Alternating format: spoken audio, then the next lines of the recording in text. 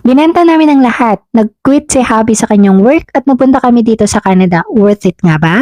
Year 2022 ang pinakamalaking desisyong ginawa namin sa buhay naming mag-asawa. So before pandemic, masasabi kong kahit papano ay kumikita kami ng sapat lang.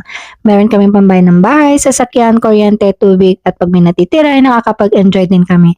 Kumakain kami minsan sa labas, nakaka-travel din local and international. Si husband ay may full-time work, ako naman ay isang freelancer, and on the side, ako ay seller ng photo booth supplies. Meron din kaming maliit na negosyo. Meron kaming photo booth at printing business. Sumagi na dati sa isip namin mga ibang bansa pero di kami ganun ka-eager dahil nga kahit papano ay nakakaya namin ang gastusin. Hanggang sa nag-pandemic na nga at ang naging source of income na lang namin ay yung aming salary.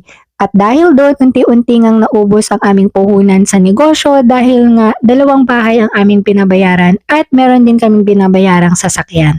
At dahil nahihirapan na kami, bigla na namin naisip na ituloy na yung aming plan na mag-abroad.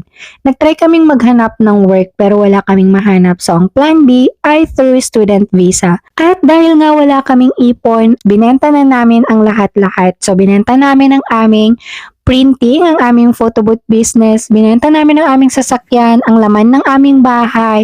Actually, yung isang bahay na ininvest namin ay binibenta ko na rin noon pero ayun nga, hindi siya nabili hanggang sa makaalis na lang kami. So, kung worth it nga ba yung pagbenta namin ng lahat, I would say yes dahil 1 year and 4 months pa lang kami dito sa Canada ay nag-grant na yung aming permanent residency.